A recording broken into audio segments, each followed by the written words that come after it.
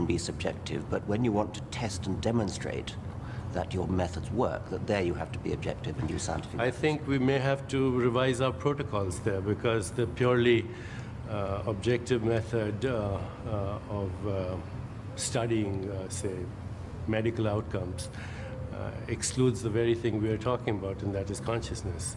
You know, you can have two patients who have the same disease, they see the same physician, they have the same treatment, and they have completely different outcomes, some of which, of course, can be explained through genetics, but a lot of it is really inexplicable unless you include the subjectivity of the patient, the patient-doctor interaction, the phenomenon of limbic resonance, which is emotional bonding between healer and the one being healed, which actually is now known to result in homeostasis, which is a very important part of the healing process. Nevertheless, if you were to get 1,000 patients and divide them up into two groups, and half of them are treated by limbic resonance or quantum healing, whatever you like, and the other half are treated by sort of conventional medicine that you learned originally as a doctor, wouldn't you think there's an interest in detecting any difference between the effectiveness of those two treatments objectively? There is, except that even in those cases, 30% of responses are what are called placebo responses. And, you know, even though we try and control for placebos, you can't. So can I just ask, did everybody hear that? Because I was struggling a little bit to hear it. I think it's probably easier for them. Okay, it's easier for them. Did you hear it? Just about. It's harder up here because the loudspeaker's facing that way. Okay. Well, I guess what I really wanted to ask you, and I realize, of course, I've just taken a very short clip, but what's so crazy about that? You haven't heard the half of it. I have actually. I heard the whole clip, but Yeah. but just that bit. No, I mean that particular bit was about testing medical techniques, and I was trying to suggest that whatever language he wants to dress his methods up in and call them quantum healing and quantum this and quantum the other and so on, if we actually do a double-blind control trial, then he should submit to that to see whether it actually does work. And it wasn't clear to me whether he was. He then brought up the placebo effect, which of course is very important. Placebos do work. That's why religion works. But that's why medical researchers use placebos as controls to see whether yes, no, absolutely. And look, he very quickly, you know, conceded that he was, you know, on board with double-blind placebo-controlled trials. But I guess what was sort of interesting is that he's going after something where I think, in fact, science has not is just starting to get onto some of the things that more ancient forms of medicine have long argued. So, for instance, we now have brain scanning that's showing us a lot more about how placebos are working and not just that they work. So is everybody on board with what a placebo is?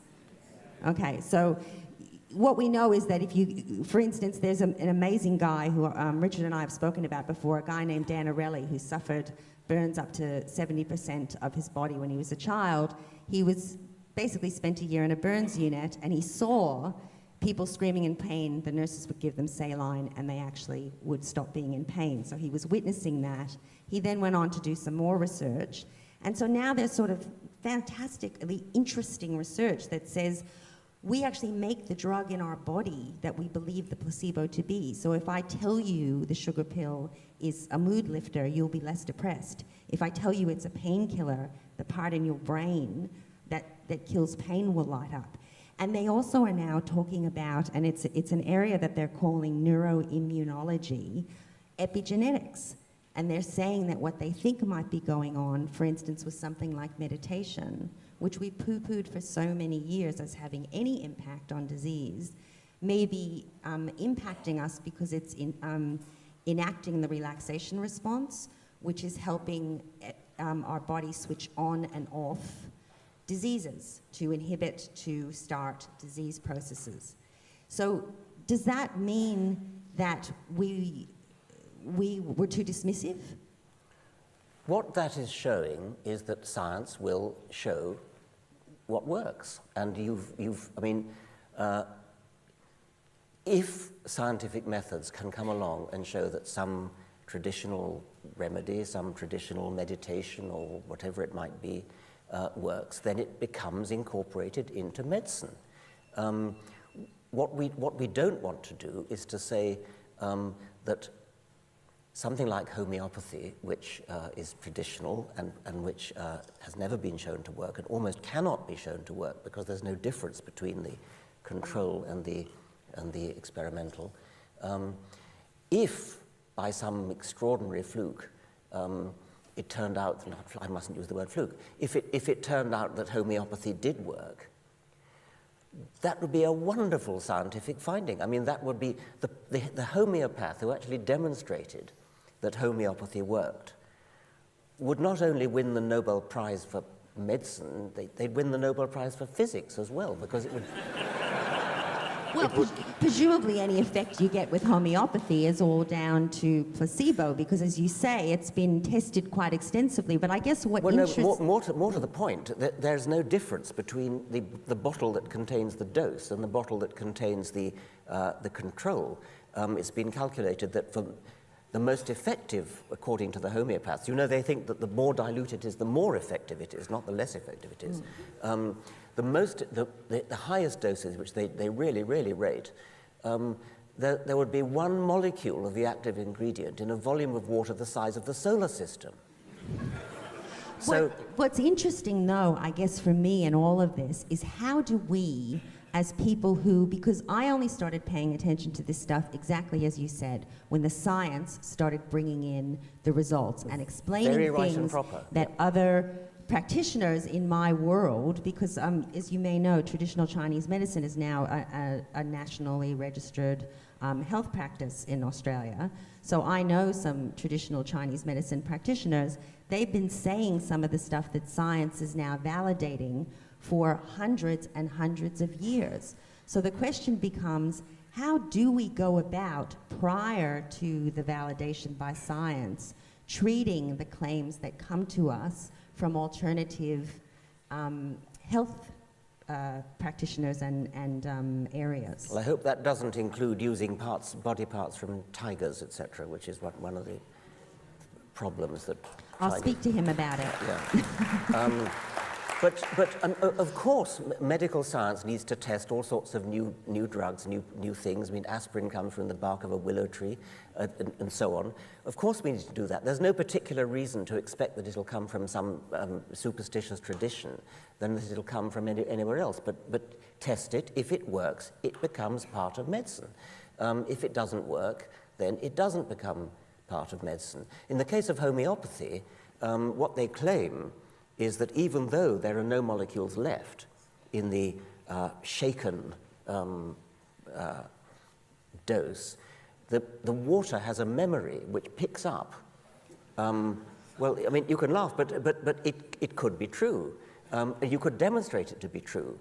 As I said, if a homeopath could demonstrate it to be true, they would win the Nobel Prize for physics and for medicine. But are they beavering away trying to prove it true? No, they're not. They're beavering away making money out of gullible idiots.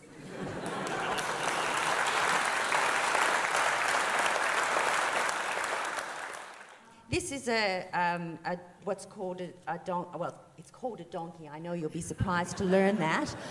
It's a female donkey, so it's called a Jenny, actually, which I think is a beautiful name. And the reason I've brought it up is because in the last few days, a scientist has contacted me because she's been very concerned about this process of making animals Judas animals. And the process is basically where they take animals that are feral animals, so they might be goats, they might be donkeys, they might be wolves, depending on where you are. They put a collar around them, a radio collar, and then because the animals are naturally sociable, they send them out to find their fellows. And when they find their fellows, the human beings come along in planes and they shoot the whole pack of them, and then they leave the other animal, the Judas animal, to find more of its fellows, so that they're basically using the animal as a tracker. And I just wondered, so that's been happening since 1994 in Northern Australia. It's happening with feral goats in New South Wales and Queensland, and it's happening with wolves in Canada. because they're trying to preserve caribou. So the reasons that it's being done, of course, are for environmental preservation or fauna preservation reasons. They're trying to preserve things. But I just wonder what you think of the ethics of it. Okay, I mean, I haven't thought about that at all. You, above all, might worry about the name Judas, having written this wonderful book, which I strongly recommend, the book of Rachel, in which, at least as far as I've got, Judas is a bit of a hero. Or maybe he doesn't end up that way. Yeah. Okay, well, I haven't got to the Don't spoil it. Nobody knows how that story ends. I haven't got to the end yet. I mean, I am concerned about cruelty to animals, and I don't want to condemn outright conservation measures which involve removing feral animals in the interests of preserving wild animals. I mean, for example, on the Galapagos Islands, which are dear to my heart and to the heart of any Darwinian, feral goats released on some of the islands have had a disastrous effect on the ecology. So given that you are going to cull, say, feral goats, it's not obvious to me that releasing Judas goats is not a good way to do it. I mean, I wouldn't moralize about that. If I was going to moralize, it would be about killing them at all, I think. Well, go ahead, moralize about that. Well, I think that you can moralize about animal suffering, and I would be happy to do that. But conserving rare species which have lived there for many generations, against the not depredations but competition from things like goats or rats, it can have a disastrous effect on the ecology of a country when a foreign animal is introduced, like rabbits to Australia, like Australian possums to New Zealand. But what does it justify us doing? That's what the interesting question is. So we have myxomatosis here we were using as a way of killing rabbits, for instance, and then it was deemed that there was just too much suffering in terms of how it was done. So is there a line that we have to draw in terms of what we're willing to do, or given that the needs are critical in terms of whatever we're trying to achieve, yes, we can do anything? I do feel passionately about animal suffering. And I have one contribution to make to that. Jeremy Bentham said the question is not can they think, can they reason, but can they suffer? And I think we rather too readily assume that suffering is a prerogative of intelligent species. It's certainly true that humans are the only species that can do many different kinds of reasoning, kinds of intelligence. We're the only one that has language and so on.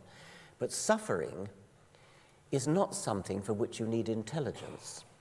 There's no reason to suppose that a goat or a donkey is less capable of feeling pain than a human. And the extra contribution that I would make is there might even be a reason for them to be more capable of feeling pain, for the following reason. What is pain for? In a Darwinian sense, what pain is a warning to the animal, don't do that again. If an animal does something which leads to it feeling pain, that's telling the animal, next time you do that, it might kill you. Well, if pain is a warning to not repeat what you've done, isn't it possible that a more intelligent species actually needs less pain in order to teach it the lesson of not to repeat that unwise action? So although I'm not actually advocating the idea that less intelligent species feel more pain, I think I am advocating the idea that there's no reason to suppose that more intelligent species feel more pain. What's interesting about the Jennies is that they eventually do learn that they are actually the source of all the murders, and so they eventually banish themselves to their own sort of space. Okay, so they do eventually learn. I'm quite surprised at that. I wondered if you had any advice for people about Twitter, because I tweet. I'm assuming some people out there tweet. And I think we're still in the stage of developing netiquette, or whatever we want to call it, around how we manage these social media, especially immediate ones like Twitter. Yes. I think one of the mistakes that I make, and probably a lot of people make, is to get into an exchange on Twitter where there's a whole series of tweets which make sense if you've been following all of them, but forgetting that many of your readers haven't been following all of them, and therefore tweet number 8, which makes sense to anybody who's been following numbers 1 to 7, standing out on its own, number 8 is vulnerable to misunderstanding, and that's pretty much inherent in the 140 character limit.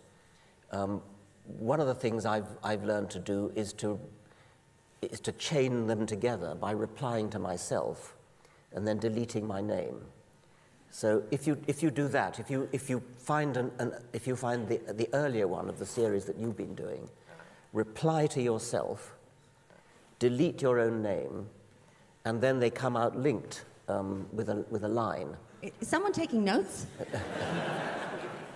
That's really clever, because I agree with you that the decontextualized nature of it. Yes. One of the things I think is interesting too is, though, when email first came out, and I know some people are too young here to really kind of remember that, but when we were getting used to email, you had to develop that rule after you'd made your first mistake of, if you were feeling a bit hot-headed about something, that you wouldn't press that send button. Sleep on it. You'd sleep on it, that's right. And of course, 99 times out of 100, you'd never end up sending it. Yeah. But Twitter's such an immediate medium. Would that ever work with tweets? Well, I think you've got to be very, very careful. And I mean, but various people have suggested to me, try not to respond to individuals who are... I mean, it's a little bit like... when you're walking down the street and somebody yells some obscenity at you, you just walk on by. But Twitter enables that obscenity to be sort of thrust into your face. Amplified, yes. And also amplified to other people. Well, fortunately, not all that many other people, because mostly the people who do that don't have very many followers.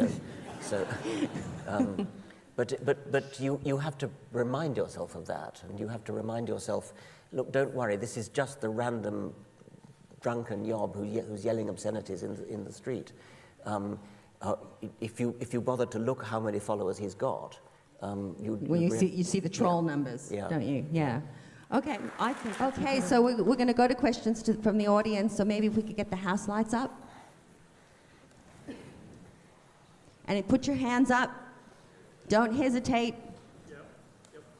Okay, there's some microphone fairies around.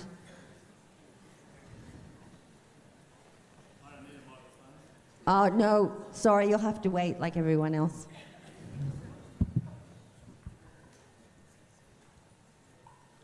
Go ahead. Hi, Richard. Hello.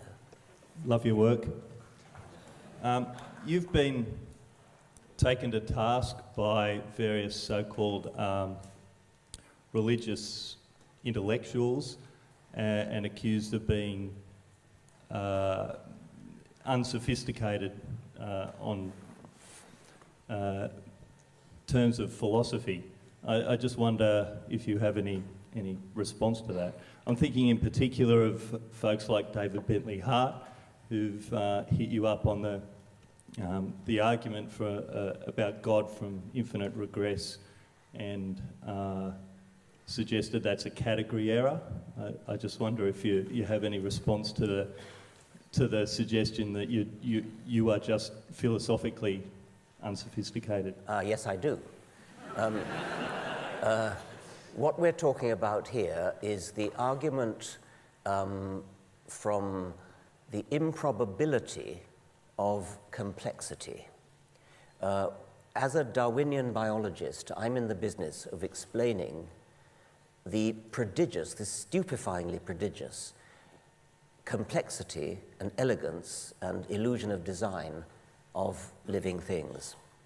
This is presumably why it took so long for a Darwin to come on the scene, because the the illusion of design in living creatures is so powerful. It really looks as though they've been designed.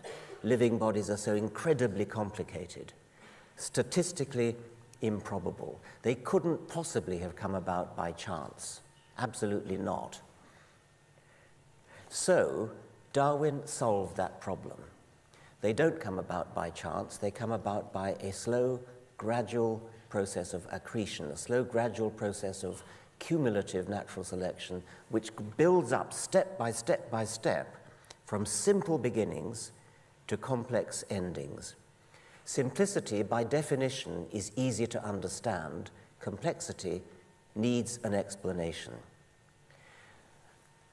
God, if he is to do what is required of him in creating the universe, in devising the laws of physics, in setting the physical constants, in starting evolution going, in keeping evolution going, in forgiving our sins, in listening to our prayers, in deciding which cancer patients to cure and which to let die, a God would have to be a supremely complicated, elegant, improbable thing of exactly the kind of thing which we are in the business of explaining. To postulate a God at the outset of everything is therefore to defeat the entire scientific enterprise. It is to evade the responsibility to explain. Explaining things, explaining complex things, is the great triumph of science, especially Darwinian science, but all of science. I and many others have pointed out that the explanation God did it is no kind of explanation at all. It's a complete cop-out. It's an explanation that shoots itself in the foot because it begins by assuming that which it's trying to explain. Now, so-called sophisticated theologians object to this by saying, oh, but we theologians have always said that God is outside time and outside space and therefore is not subject to those strictures. Some theologians have even gone so far as to say, we theologians have always said that God is infinitely simple and therefore doesn't need any explanation. Well, if he's infinitely simple, he can't possibly do the things that he's supposed to do. That, again, is a complete evasion of the responsibility to explain. So I have no time whatsoever for that kind of so-called sophisticated theology.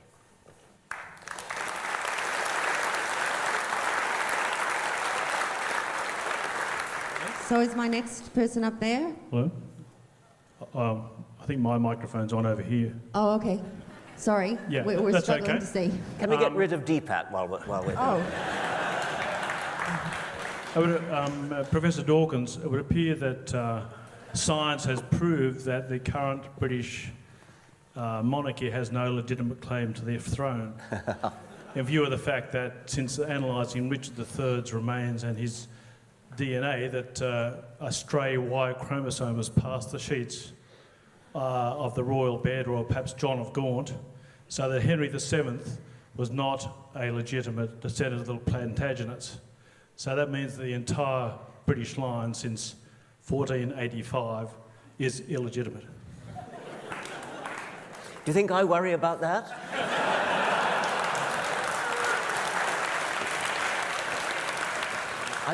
Actually, we were just reading that in the paper in the green room before we came on, and I was curious to know, I understand they got the DNA from Richard III because his corpse has been found in a car park in Leicester. But whose DNA did they compare it with in order to conclude this? Because Edward III was mentioned, and I don't believe anybody's got any of Edward III's DNA. So I'm a little bit... Sorry? There's some faulty logic there. Okay, some of the current aristocracy, presumably not including the current royal family. I'm interested in this kind of thing. It's fascinating. It wouldn't, since I'm not a great monarchist anyway, it's not a thing that's going to disturb me one way or the other, and I'm all for further scientific research on the subject. It certainly validates the Jewish view that you ought to be through the mother, yes. heredity through the mother. That's correct. Yes. That's right. I mean, because for the obvious reason that you can be more sure of your You always know who the than mother your is. Although even that, in the case of royal babies, was not entirely the case. Sometimes weren't they smuggled in warming pans and things? No, I thought they were. But it's true that we now know roughly what percentage of individuals are actually the children of the father that they think they're of. And so if you multiply the probability over every generation, the chance that any of us is descended from our surname ancestor is rather low. That's not right. Go ahead. Hi, Richard. I was just wondering, you do a number of talks around the world. Are there any times that you, being an atheist and an outspoken atheist, or agnostic, agnostic, I was just wondering, are there any times that you kind of have a bit of fear that you're not safe, that you kind of risk some idiot somewhere doing something? No. Next question. Have you got a microphone? Good-o. I just got a question. I just want to know if picking on a vulnerable minority like Australian people who identify as Islamic, does that lead them away from their religion, or does that draw them back? Identifies what? Australian women and children who identify as Islamic, when we pick on them, does that lead them away from their religion, or does that drive them back into it? I'm not a psychologist enough to know the answer. I doubt if you could generalize. It's probably true of some and not of others. So I don't think I'm really qualified to answer that. The point has been put to me that attacking somebody's beliefs in general is likely to drive them further into it. And that may be true of some people, but not others. And this is actually a dispute among colleagues who are write books and things about atheism. Some of us adopt a so-called seductive approach, and some of us adopt a more in-your-face approach. And I suspect that the two approaches work for different people. We've got another question up there. Hi, Richard. This actually follows on a little bit from that, because we are in the middle of the information revolution. We've had the internet for about 30 years now. We've got more people having more access to more information than humanity's ever known at any point in history. And yet it seems like we are still facing the same arguments. People are getting more and more entrenched. What I'm trying to say is it doesn't seem like we're making any headway in fighting against the false beliefs that are out there. Do you agree with that sentiment that false beliefs seem to be just as entrenched as ever? Have you seen any way forward to getting rid of false beliefs or reducing their impact? And would you be interested in a way? I am interested. I don't think the data support your pessimism, actually.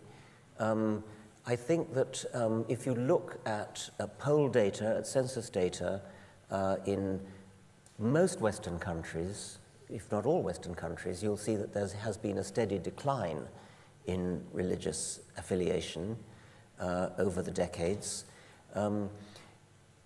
Even the United States, which is lagging way behind Western Europe, there is a steady decline in religious affiliation, to the point where now I think some 20% of Americans claim no religious affiliation. In Britain, the figure for people who call themselves Christian declined in the 10 years from 2001 to 2011 from about 73% to 54%. That's a big drop. I would expect a similar result in Australia, although I don't know. In Scandinavia, in France, in Germany, it's a similar story. So I'm more optimistic about this than you are. It's probably not the case in the Islamic world, although I don't know that, and it's much more difficult to get data. I keep getting letters from Iran saying, keep up the good work, we're with you, but we just don't dare say so.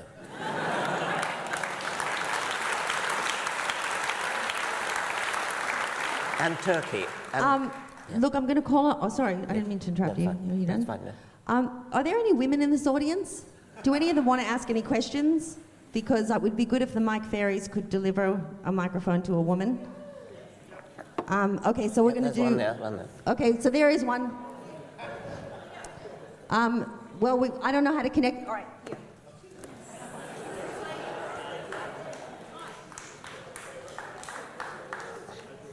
Thank you. I'm even wearing a dress today. How good.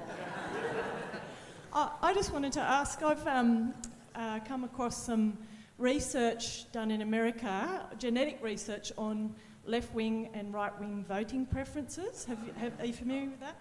And that some of the, or one of the findings they found with that was that left-wing voters, through a visual preference study, were motivated by reward and optimism, and right-wing voters who had some genetic similarity were motivated by fear. That was the visual study. Are you familiar with that? Is it justified research, or have you got any comments on the implications of that? Can you give me a reference to that? I saw it on Dateline on SBS. I would love to follow that up. It sounds very interesting. Thank you. Okay, who's next? Testing. Oh, thanks. Great to see we have some equality here. On that, you spoke about feminism briefly, Richard. Mate, recently, feminists in Western countries have been slammed for fighting for things that seem a bit trivial in comparison to in countries like in Muslim countries, like you touched on. I'm a bit nervous to ask you this, depending on your answer, because I don't want you to face some sensationalist headlines. But what's your take on modern feminism in Western society, and do you feel like sometimes it seems a bit trivial? I've said enough on that, I think. I said enough on that. I don't want to belittle the problems of Western women. I don't think we should be in the business of making comparisons like that if it has the effect of belittling. But I do think we need to turn our attention to the plight of women in Islamic countries, and in particular, I want to get away from a tendency among Western liberals of both sexes to give a free pass to misogyny in Islamic countries because they're terrified of being called Islamophobic or racist. It's as though we nice, decent Western liberals are torn between our fear of being thought racist or Islamophobic and our dislike of misogyny, to the extent that we bend over backwards in a rather patronizing and condescending way to excuse misogyny in Islamic countries, as though we're somehow saying, oh, well, you people over there, we can't expect you to abide by our high standards, and that is patronizing and condescending and contemptible.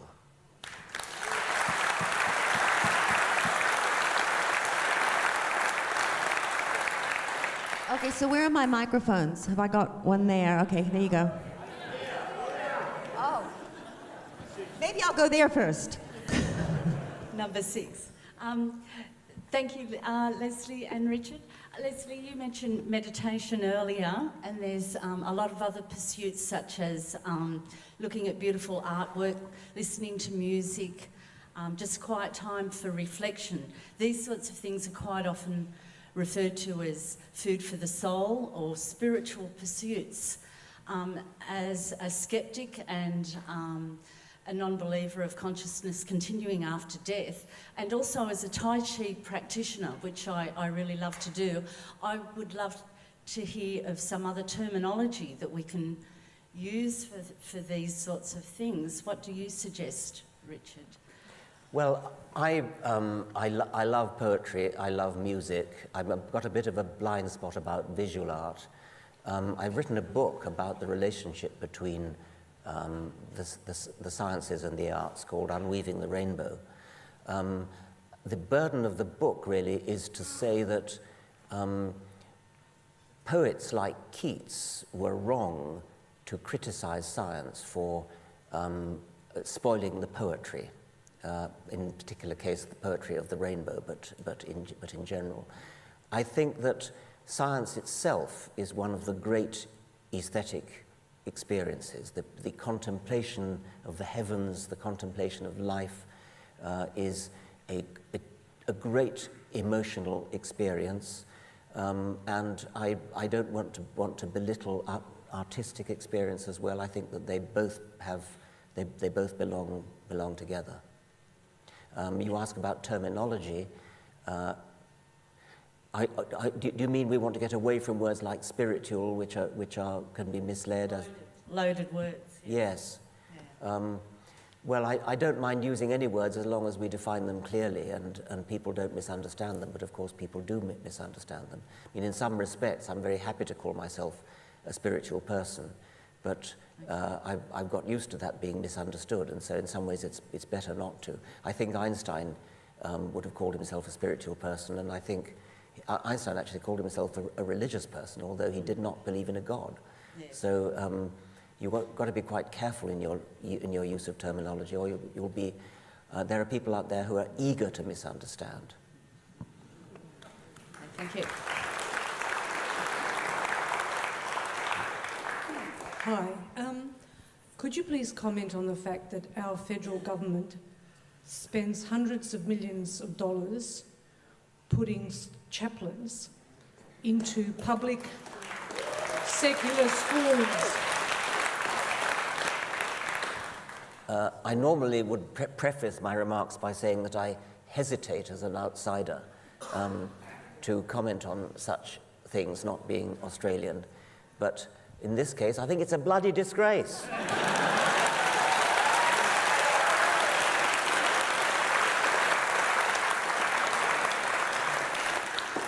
Okay, we've got time for one more. Who's got the mic?